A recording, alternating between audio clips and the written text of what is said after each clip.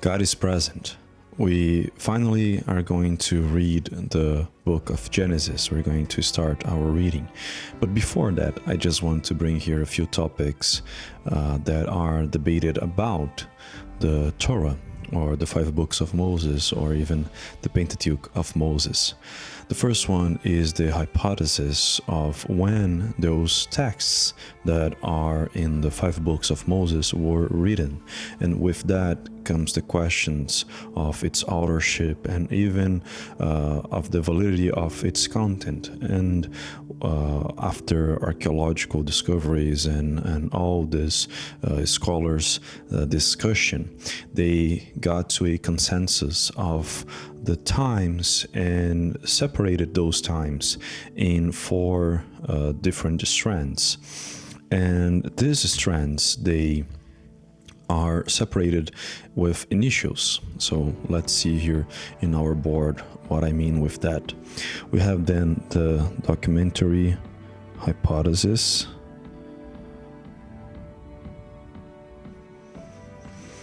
and this hypothesis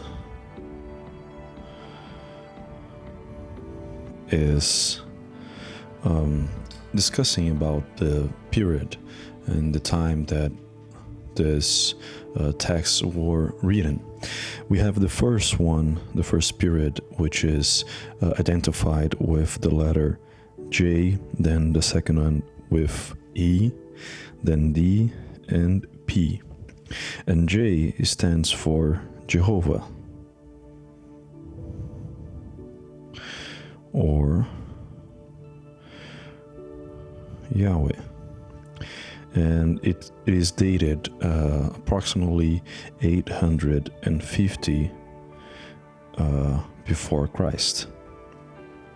And the first one, the second one, J and E, they are references to how God is named in the Torah.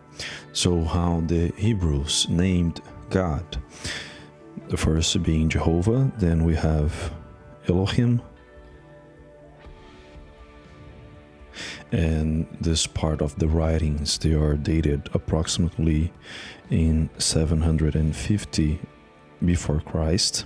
We already see a difference of 100 years. Then we have the Deuteronomy.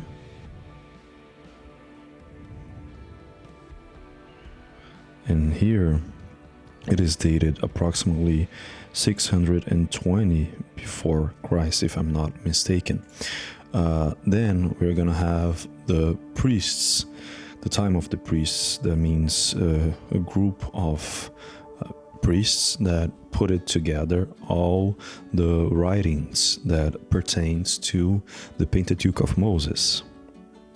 So we have here the priests, and this is approximately 1,000 years after Moses. So we have here 1,000 years after Moses. And as I said, this is to identify the period that all the passages that we find in the Pentateuch of Moses were written. And with that comes the discussion about its authorship, if it was really Moses who wrote the Torah.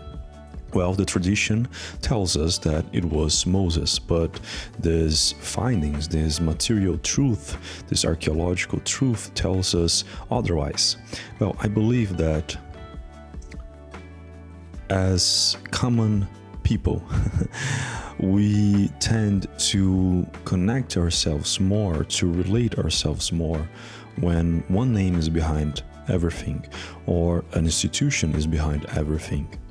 Of course, it is honorable for us to give credit for everybody that participated in a work, but we commonly remember of that work when we associate with only one name. May it be the chief of that team, or even the person that is carrying the work that is ahead of its research or of its writings, or even the institution that is behind everything. Because for our memory, it's easier when we connect to someone or to an institution. And this brings us a more relatable aspect of the content that we are receiving, that we are reading. So when we say that the Pentateuch is of Moses, we're not diminishing the other possible writers of the Torah, or even diminishing the validity of the content by putting the responsibility into one character of the history. But we are connecting ourselves to a name that is more relatable. We are not trying to remember all the possible names that were behind the writings of the Torah. So this spiritual truth, we could say, that a spirit, a representation of someone, of a name, is behind all that work, it maintains itself, it will persist, it will keep itself through tradition, because it's more relatable to us. We can connect better with its content. Now, as we've been talking here, the content that pertains in the Tanakh, and in this case more specifically to the Torah, it is a universal content. It is it has passages that brings to us universal lessons, that brings to us an archetype that we can relate ourselves to and better grasp these teachings for our daily lives. Especially with Genesis, that brings to us the discussion of the creation of the world and the falling of humankind, the working to have this alliance with God, this covenant with God, and this quest for us to be in God. You will see that even though it's focused in particular groups, families, its lesson is manifested, or even its examples is still manifested nowadays in our lives. So the importance of the book of Genesis for us. I want to bring here these words of Robert Alter in the translation that we are reading of the Tanakh. In this volume we have the 5 books of Moses, and here Robert Alter writes that the book of Genesis opens with a narrative of origins, creation, and the garden story that is compelling in its archetypal character, its adaptation of myth to monotheistic ends, and that has set the terms, not scientifically but symbolically, for much of the way we have thought about human nature and culture ever since. And more in this introduction to the 5 books of Moses, Robert Alter also writes about this collective sense that the Torah and the Tanakh has for all of us.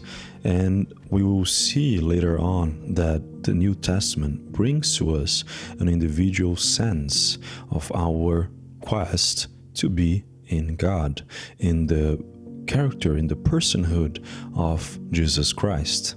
So we have here 2 polarities. One that shows us the collective sense of this quest to be in God, and the New Testament that shows us the individual sense of this quest to be in God. And here about the Torah, Robert Alter writes, these 5 books are chiefly an account of the origins and definition of the nation from its first forebears who accepted a covenant with God to the moment when the people stands on the brink of entering the promised land. The ancient writers conceived 3 major constituents of national identity and cohesion. The first, and the one that we can mostly readily understand, is the trajectory of the collective and of its principal figures through the medium of history. The second is in the tracing of this trajectory, the narrative shows us how historical events shape the people, how the people achieves a sense of its identity and purpose through the pressure of events. And the third one, the biblical writers assumed that Israel's covenant with God had to be realized through institutional arrangements as well as through historical acts, and so the account of national origins and destiny required a body of cultic regulations in which the people's relationship with God would be enacted regularly, repeatedly through ritual, and a body of general law governing persons, property, acts of violence of man against man, social obligations, and ethical behavior. And here, I believe that we can already grasp the universal meaning of all these teachings that we will find in the 5 books of Moses in the Pentateuch. First, with the book of Genesis. So, going here to our first chapter, after this introduction that we are discussing again about this collective sense and universal meaning and teachings that we can find in the Tanakh and later on in the New Testament as well, we're going to read the first chapter of the book of Genesis. And we are reading the whole chapter, which goes from verse 1 to verse 31. It is the first chapter of the book of Genesis, entitled The Creation. When God began to create heaven and earth, and the earth then was welter and waste, and darkness over the deep, and God's breath hovering over the waters, God said, "Let there be light." And there was light. And God saw the light, that it was good. And God divided the light from the darkness. And God called the light day, and the darkness he called night. And it was evening, and it was morning, first day. And God said, "Let there be a vault in the midst of the waters, and let it divide water from water." And God made the vault, and it divided the water beneath the vault from the water above the vault. And so it was. And God called the vault heavens, and it was evening, and it was morning, second day. And God said, "Let the waters under the heavens be gathered in one place, so that the dry land will appear." And so it was. And God called the dry land earth, and the gathering of waters he called seas. And God saw that it was good. And God said, "Let the earth grow grass, plants yielding seed of each kind, and trees bearing fruit of each kind, that has its seed within it upon the earth." And so it was. And the earth put forth grass, plants yielding seed, and trees bearing fruit of each kind. And God saw that it was good. And it was evening, and it was morning, third day. And God said, "Let there be lights in the vault of the heavens, to divide the day from the night, and they shall be signs for the fixed times, and for days and years, and they shall be lights in the vault of the heavens, to light up the earth." And so it was. And God made the 2 great lights, the great light for dominion of day, and the small light for dominion of night, and the stars. And God placed them in the vault of the heavens to light up the earth and to have dominion over day and night and to divide the light from the darkness. And God saw that it was good. And it was evening, and it was morning, fourth day. And God said, "Let the waters swarm with the swarm of living creatures, and let fowl fly over the earth across the vault of the heavens." And God created the great sea monsters and every living creature that crawls, which the water had swarmed forth of each kind, and the winged fowl of each kind. And God saw that it was good.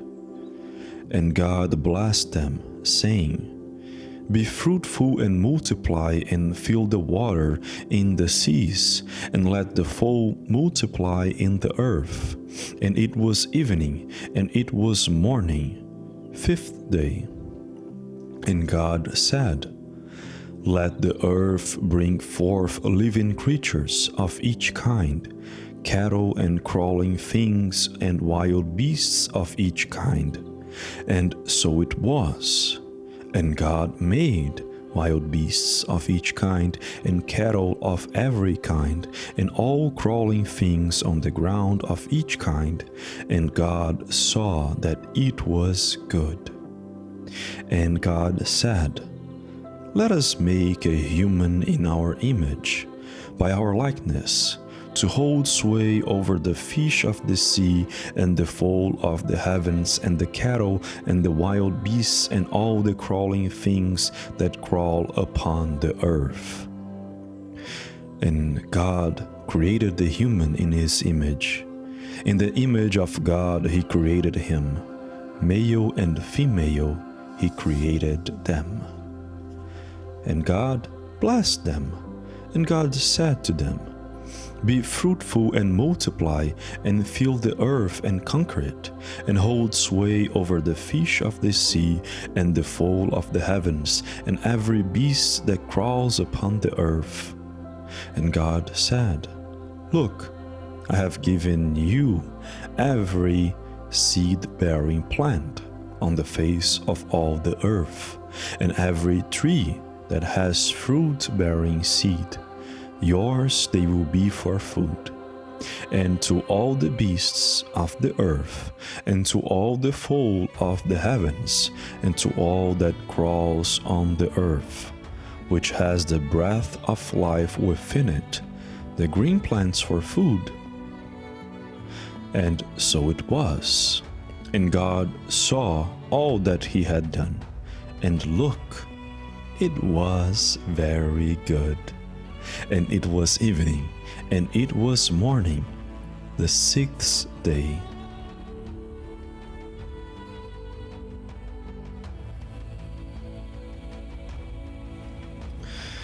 Here we see that there's a lot of symbols for us to discuss about, but the first two that I want here to start with are in the first two verses. Is the moment of the creation. When we read these two first verses, we can already grasp from the narrative of the origin of things that are coming from darkness some insights. The first one is that creation is messy. There is a messiness in creation in its first state, that is the chaotic state. We have that example in our lives every day, or at least when we are trying to create something, to start something, it's all a mess. It's everything and nothing at the same time. Why? Because we are in this sea of possibilities, in this swarm of multiple possibilities of things that can be and that cannot be. And we sometimes may lose ourselves to it. We may see ourselves without a north, without a light, without a path to follow through this messiness, this moment of creation, that's when we see the Spirit of God hovering over the waters. Now, it is narrated here that from darkness God takes light, and from the welter and waste, which is also translated as formless and void, God takes what is good and then brings forth a creation, that which will endure. And that comes from this notion of the tohu vavohu. So we have tohu vavohu, or this is a V, or also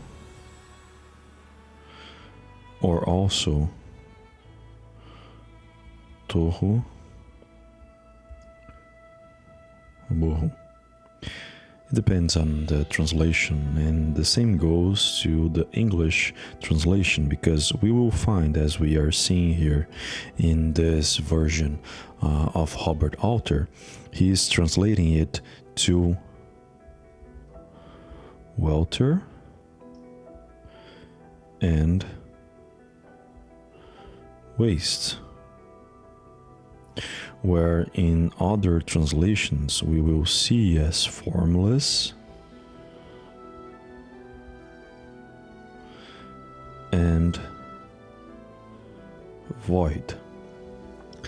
And here is for us to understand that in this darkness, that is, in this moment where there is no light, where everything is a mess, it's everything and nothing at the same time, where we don't see a path to follow, we are in this state of tohu vavohu, of this sea of possibilities, of this formless and void state.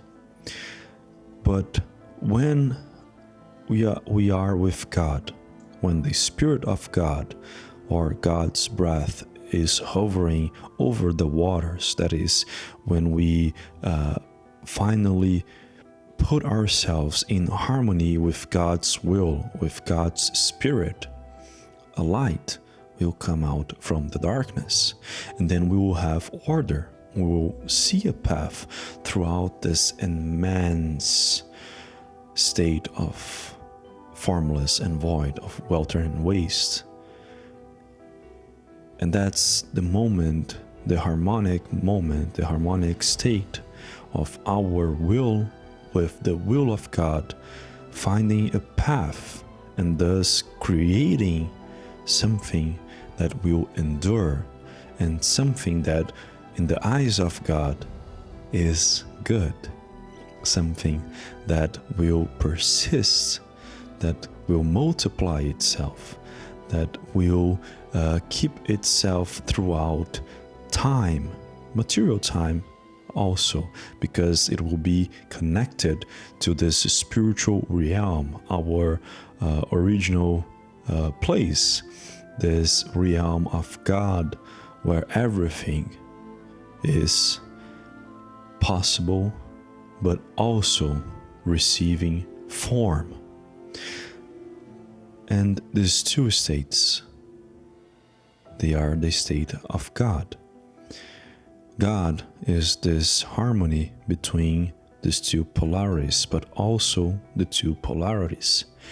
Because when we immerse ourselves in the idea of God that is everything and nothing at the same time, if we don't care for our vision, for our idea, for our decision, our initiative, we can be lost in this chaotic aspect of the creation, of things all over the place.